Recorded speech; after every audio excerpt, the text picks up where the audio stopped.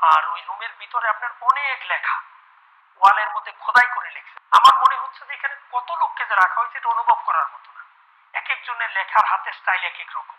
আমাকে ডিজিএফআই ধরে নিয়ে আসছে, আমাকে ডিজিএফআই অ্যারেস্ট করছিল বাড়ি থেকে, এরকম অনেক লেখা।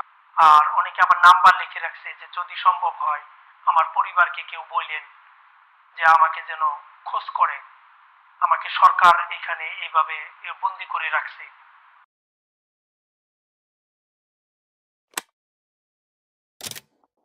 উত্তরে 14 তলা বিল্ডিং, দক্ষিণে ম্যাচ বি, তার মাঝখানে হলো একটা মাঠ, মাঠের মাঝখানে। এর ঠিক পূর্ব পাশে হলো লগরিয়া হেডকোয়ার্টার, স্টেশন হেডকোয়ার্টার, এনসির অফিস। পশ্চিম পাশে হলো এমটি শেড, ডিজিএফআই এর এমটি শেড, এবং উত্তর পূর্ব কোণে হলো ডিজিএফআই এর মসজিদ। এই গুম হাউসটার ছদ্ম নাম হলো আয়নাঘর।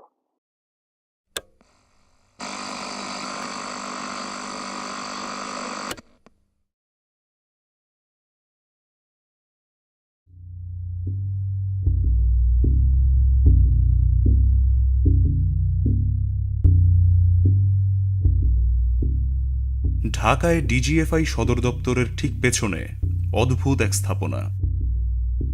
র্যাপিড অ্যাকশন ব্যাটালিয়নের ওপর মার্কিন নিষেধাজ্ঞা আরোপের কয়েকদিন আগেই এই স্থাপনাটি ত্রিপলের ছাউনি দিয়ে ঢেকে ফেলা হয়।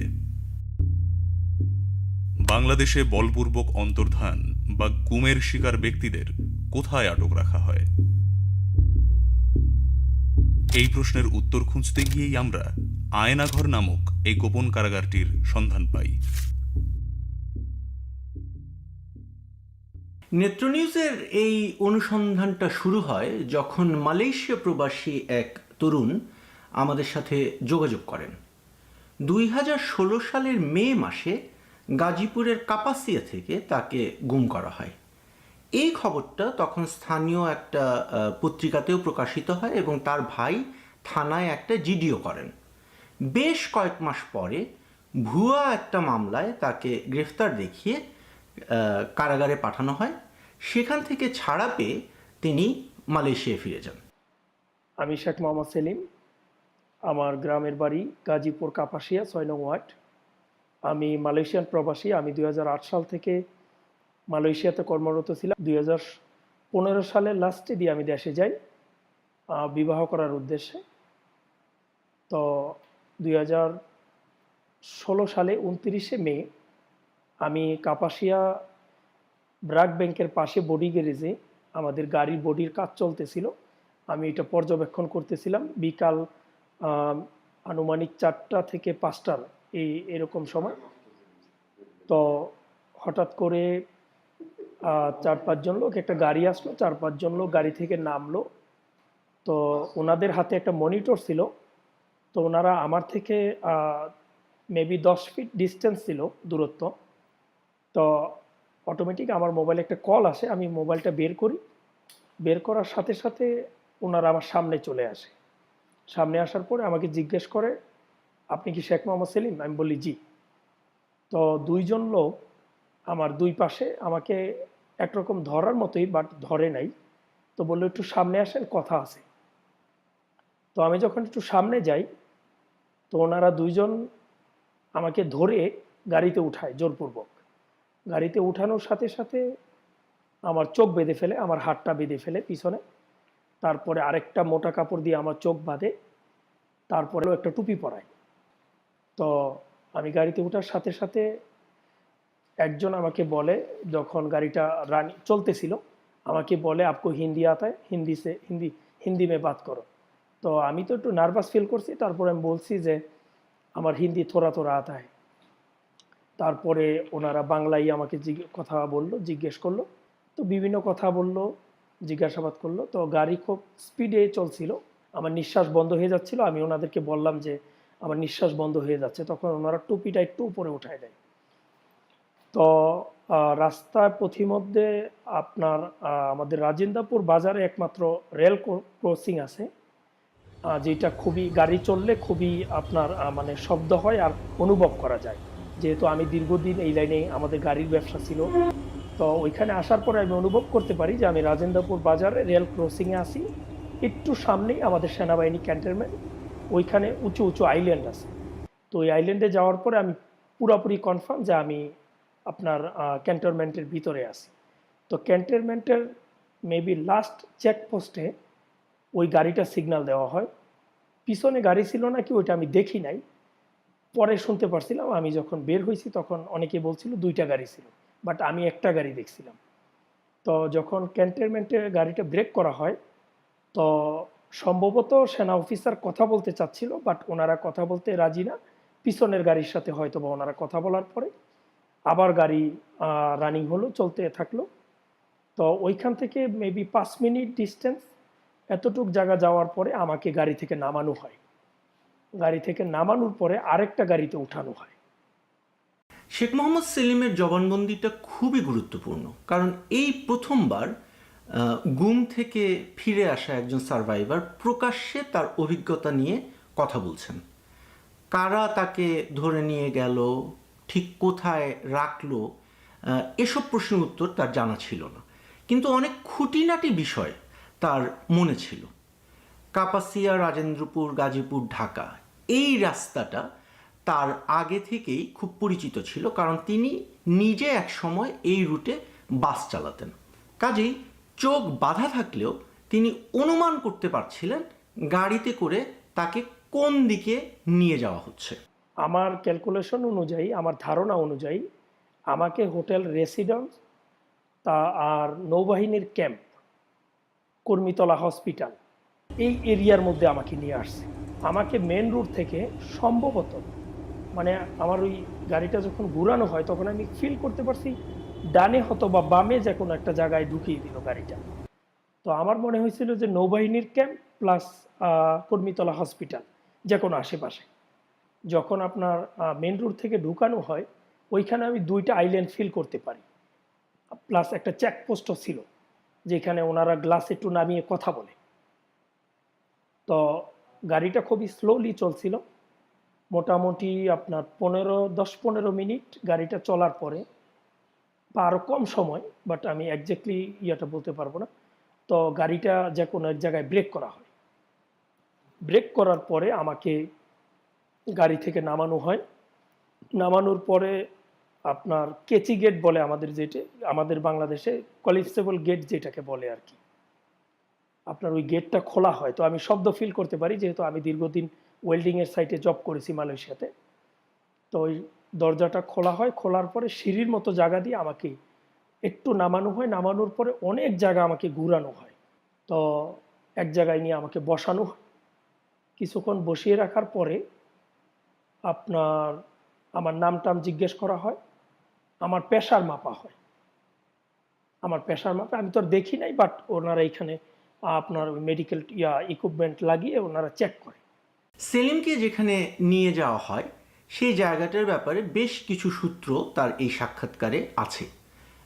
রাফ একটা লোকেশন, কলাপসিবল গেট, প্রেশার মাপার বিষয়টা, তাকে সেখানে এনার্জি প্লাস বিস্কুট খেতে দেওয়া হয়েছে, মাম পানির বোতল দেওয়া হয়েছে, যে সেলগুলোতে তাকে রাখা হয়েছে সেগুলোর বর্ণনা, ওইখানে বিকট শব্দে এক্সস্ট ফ্যান চলতো, সাউন্ড বাজানো হতো ইত্যাদি। এক জায়গায় তিনি বলেছেন তিনি ভোরের দিকে একটা বিমানের ওঠানামার কম্পন টের পেতেন, যা থেকে বোঝা যায় যে ওই গোপন বন্দিশালার আশেপাশে একটা এয়ারপোর্ট বা এয়ারফিল্ড ছিল। সবচেয়ে বড় সূত্রটা হলো তাকে যে সেলে রাখা হয়েছিল সেখানেই অন্য বন্দিরা ওয়ালের মধ্যে খোদাই করে ডিজিএফআই এর কথা লিখে রেখেছিলেন। আর ওই রুমের ভিতরে আপনার অনেক লেখা ওয়ালের মধ্যে খোদাই করে লিখছে। আমার মনে হচ্ছে যে এখানে কত লোককে যে রাখা হয়েছে এটা অনুভব করার মতো না। এক একজনের লেখার হাতের স্টাইল এক এক রকম। আমাকে ডিজিএফআই ধরে নিয়ে আসছে, আমাকে ডিজিএফআই অ্যারেস্ট করছিল বাড়ি থেকে, এরকম অনেক লেখা।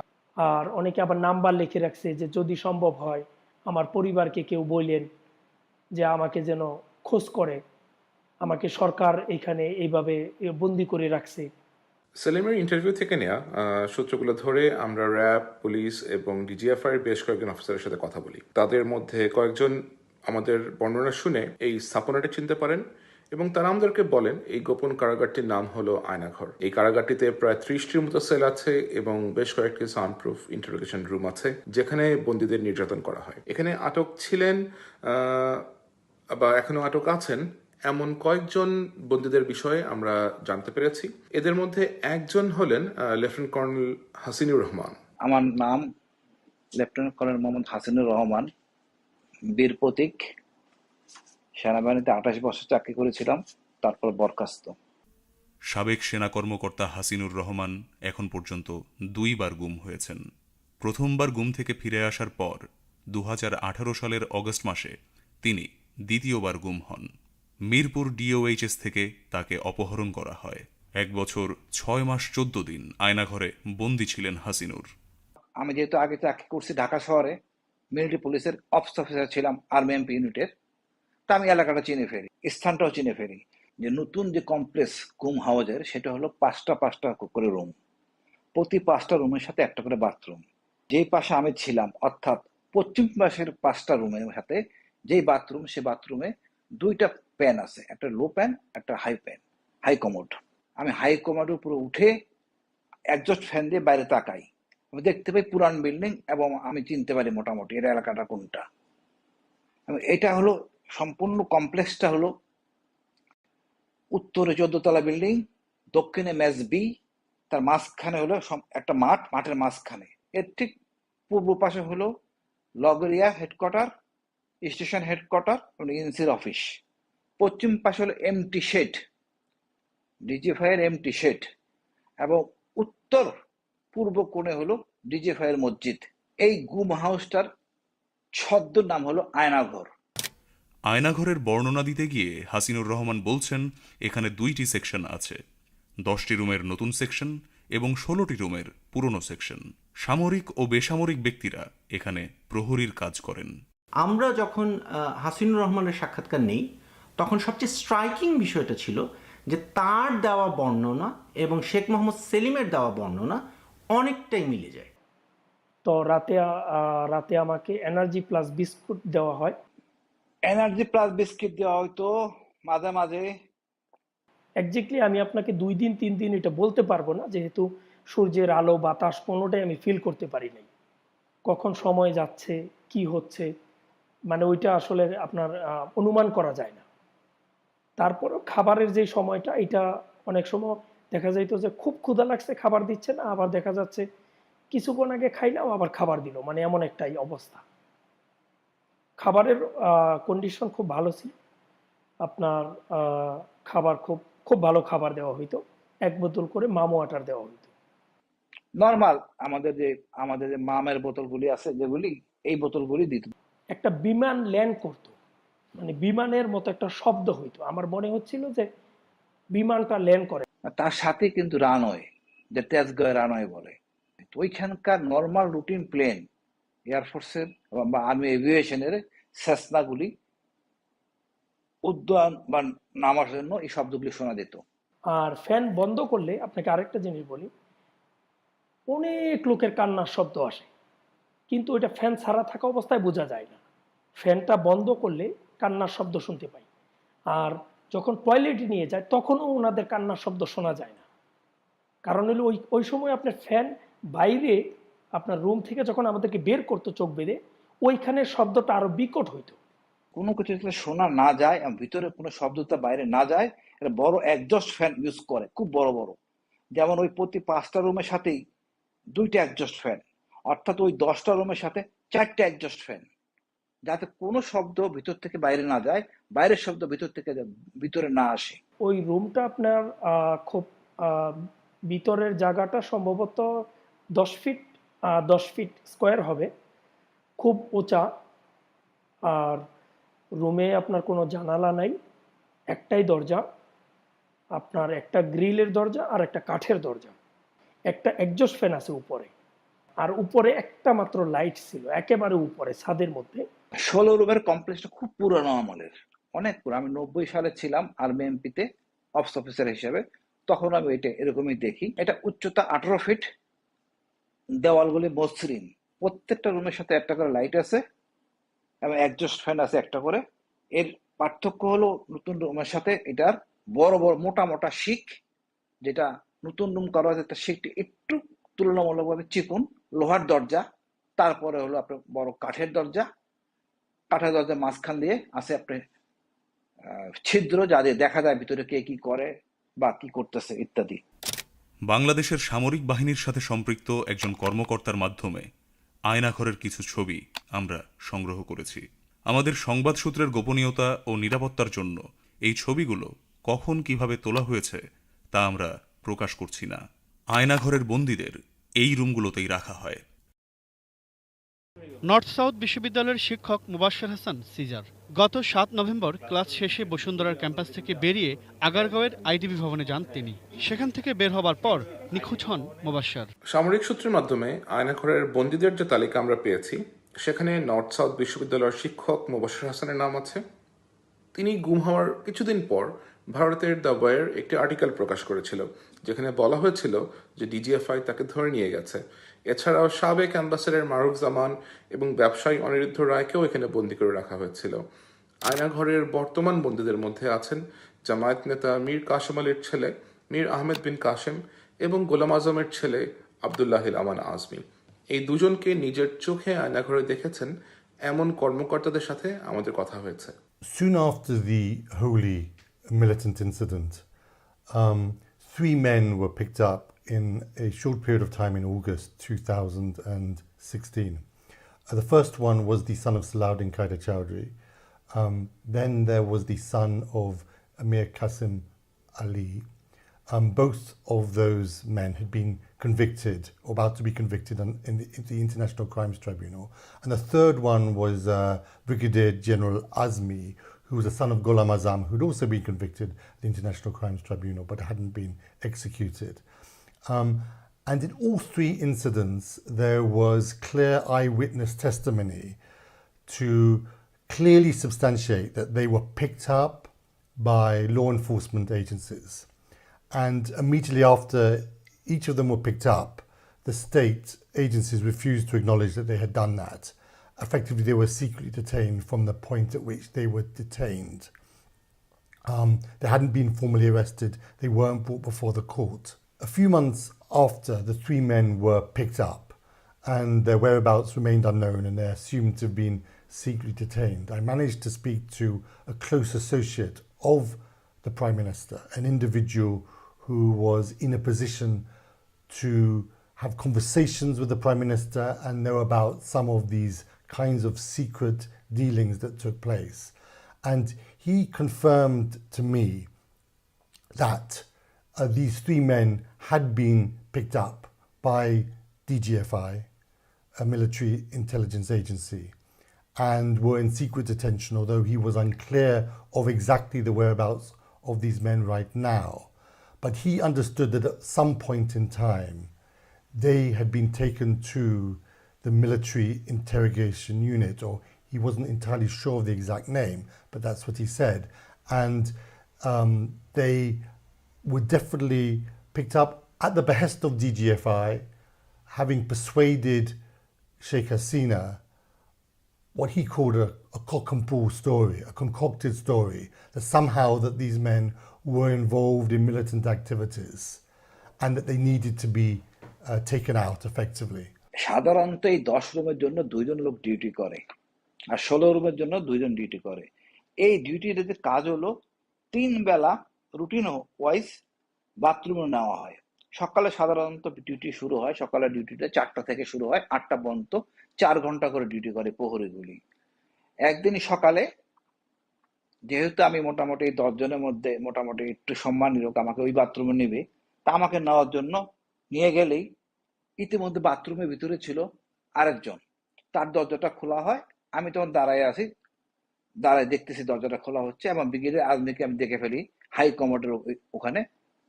তখনও তার চোখ বাঁধা হয় নাই, মুখটা খোলা। তখন আমাকে সরে নেওয়া হয়। তা আমার বুঝতে আর বাকি থাকে না যে এখানে ব্রিগেডিয়ার আজমি থাকে।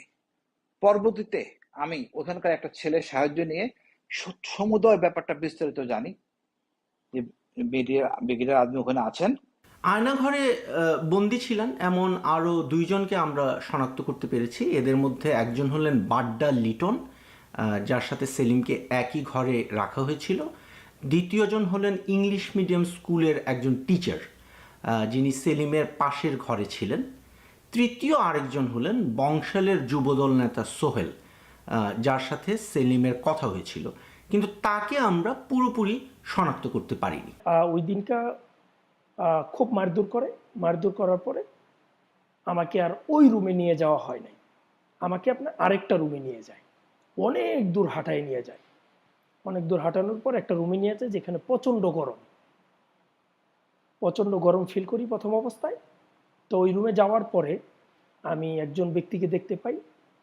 তো প্রথম অবস্থায় উনি ওনার নাম বলেন, উনি খুব চুপচাপ ছিলেন, একেবারে চিকন ছিলেন, আর ওনার শরীরের সামলা ছিল, লম্বা চূড়া। তো সম্ভবত অনেকটা সময় যাওয়ার পরে উনি ওনার পরিচয় দিল যে আমার নাম লিটন, আমার বাড়ি বাড্ডাতে। উনি বাড্ডা লিটন।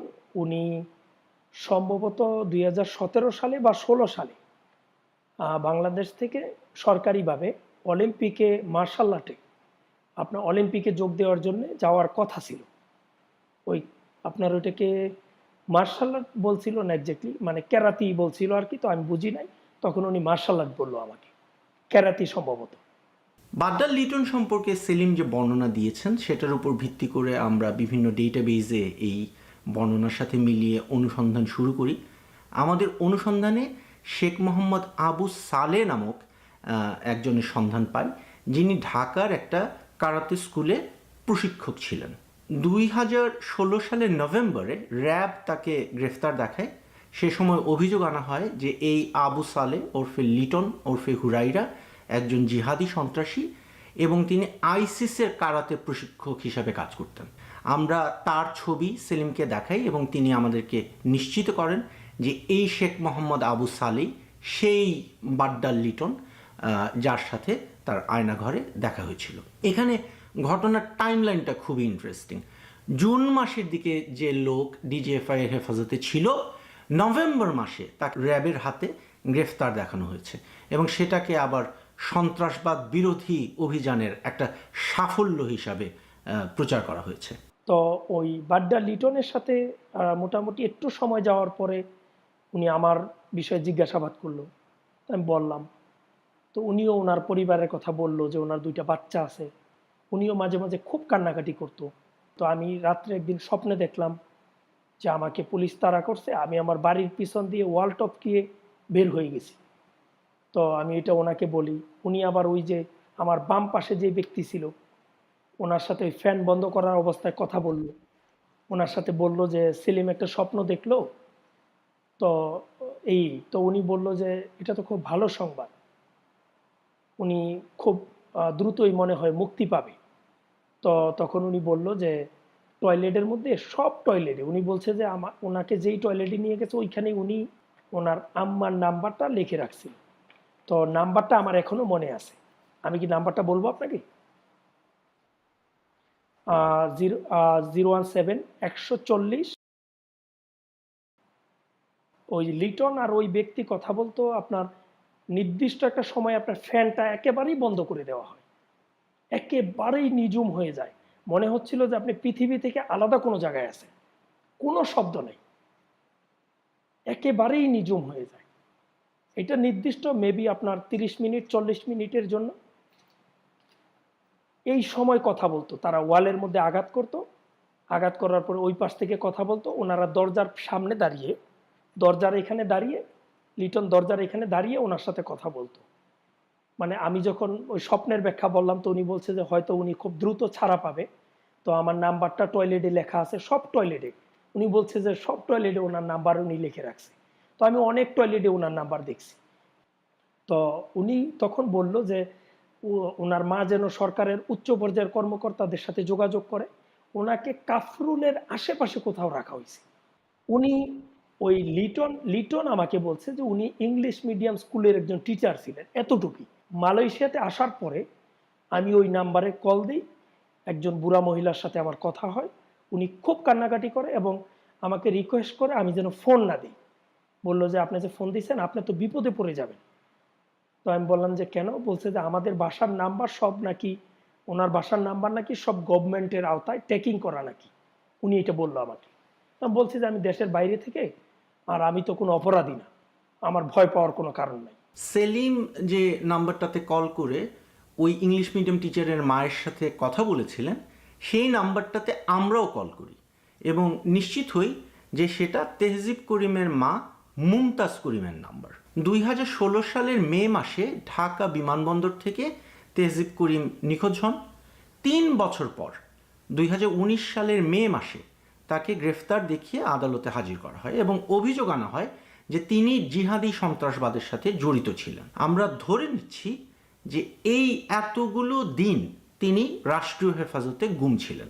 এখানে একটা প্যাটার্ন লক্ষণীয়। একজন মানুষকে তুলে নিয়ে গিয়ে গুম করে রাখা হচ্ছে এবং কয়েক মাস বা কয়েক বছর পরে তাকে আদালতে হাজির করে বলা হচ্ছে যে তিনি জিহাদি সন্ত্রাসবাদে জড়িত। শেখ মোহাম্মদ সেলিমের ক্ষেত্রেও এটা ঘটেছে। 2016 সালের আগস্ট মাসে তাকে আদালতে হাজির করা হয় এবং বলা হয় যে তিনি একটা নিষিদ্ধ ঘোষিত সংগঠনের সদস্য, যেটা স্পষ্টতই একটা বানোয়াট অভিযোগ। কিন্তু তাকে কেন প্রথমত গুম করা হলো সেই রহস্যটাও আমরা সমাধান করতে পেরেছি। তো সম্ভবত একেবারে সকালবেলা ফজরের সময় মনে হয় ওনারা আমাকে ওইখান থেকে চোখ টোক বেঁধে জিজ্ঞাসাবাদের জন্য নিয়ে যাওয়া হয়। তো ওইখানে আমাকে একজন মহিলা জিজ্ঞাসাবাদ করে। তো উনি আমাকে জিজ্ঞাসাবাদ করলো আমার নাম, আমার টোটাল পরিচয়, আমি কি করি। সম্ভবত ISIL বা ISL পাকিস্তানের একটা গোয়েন্দা সংস্থার কথা আমাকে জিজ্ঞেস করলো। তো বললো যে পাকিস্তানের ISL ওইটার সদস্য নাকি আমি। তো আমি বলছি যে আমি এটার নাম শুনি নাই কোনোদিন।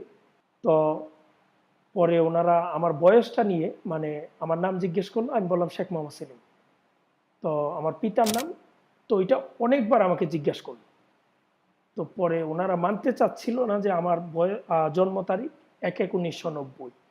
তো ওনারা আমাকে ওই সময় মাস শুরু করে, আপনার মানে কোন দিক থেকে বাড়ি দেয় আমি অনুভব করতে পারিনি, বাট ডানে বামে, মানে আমি এদিকে কাইতে হলে ওইদিকে বাড়ি দেয়, পায়ে বাড়ি দেয়, ডান পাশে বাম পাশে, খুব জোরে জোরে মারে। তো আমিও খুব কান্নাকাটি করি, সব বিষয়ে জিজ্ঞাসাবাদ করে। তো আমার একটু চুপ করে রইল ওনারা। ওই মহিলা হঠাৎ করে জিজ্ঞেস করলো, শেখ মোহাম্মদ সেলিম? আমি বললাম জি। বলল যে আপনি কখনো পঞ্চগড় গেছেন? আমি বললাম যে না। তারপরে জিজ্ঞেস করলো যে আমাকে সম্ভবত আপনার গোপালগঞ্জের যে কোনো একটা এরিয়ার নাম বলল, যে আপনি গোপালগঞ্জ সম্ভবত কি জানি কোতোয়ালিপাড়া হয়তো এরকমই একটা নাম হইতে পারে, যে ওইখানে আমি নাকি বোমা পুঁতে রাখছিলাম শেখ হাসিনাকে হত্যা করার জন্য। আমি বলছি যে না, আমি ওই এলাকাতে কখনো যাইনি। তো ওনারা কেমন জানি মানতেছিল না যে আমি, আমার বাড়িটা কাপাসিয়া 6 নং ওয়ার্ডে। আমরা যেটা ধারণা করছি, সেলিমের কেসটা একটা মিস্টেকেন আইডেন্টিটি বা ভুল পরিচয়ের কেস ছিল। জিজ্ঞাসাবাদের সময় তাকে বলা হয়েছে যে তিনি শেখ হাসিনার উপর হামলার সাথে জড়িত ছিলেন। শেখ মোহাম্মদ সেলিম তার আসল নাম নয়, তার বয়স আসলে অনেক বেশি ইত্যাদি। এই বক্তব্যগুলোর বিপরীতে অনুসন্ধান চালিয়ে আমরা আরেকজন মানুষের সন্ধান পাই যার নাম মোহাম্মদ ইকবাল হোসেন। 2021 সালের ফেব্রুয়ারিতে এই ইকবাল হোসেন গ্রেফতার হন বা তাকে গ্রেফতার দেখানো হয়। সে সময় র্যাব এবং বিভিন্ন গোয়েন্দা সংস্থা বরাত দিয়ে পত্রপত্রিকার যে রিপোর্টিংয়ে বলা হয় ইকবাল হোসেন হরকাতুল জিহাদের সদস্য এবং তিনি 21শে আগস্টের গ্রেনেড হামলার সাথে জড়িত ছিলেন। ইকবাল একসময় মালয়েশিয়ায় ছিলেন এবং সেখানকার ভুয়া কাগজপত্রে তার নাম ছিল সেলিম। আমরা আরও যেটা দেখি, তাকে ধরার জন্য গাজীপুর ও সাভারে অভিযান চালানো হয়েছে বেশ কয়েকবার। সুতরাং আমাদের মূল্যায়ন হলো ইকবাল হোসেনকে আটক করতে গিয়েই শেখ মোহাম্মদ সেলিমকে আটক করে ডিজিএফআই। পরবর্তীতে তারা তাদের ভুলটা বুঝতে পারে এবং সেলিমকে ডিবি পুলিশ বা সিটিটিসির হেফাজতে পাঠিয়ে দেয়। শেখ মোহাম্মদ সেলিমের নারকীয় অভিজ্ঞতার এখানেই শেষ নয়।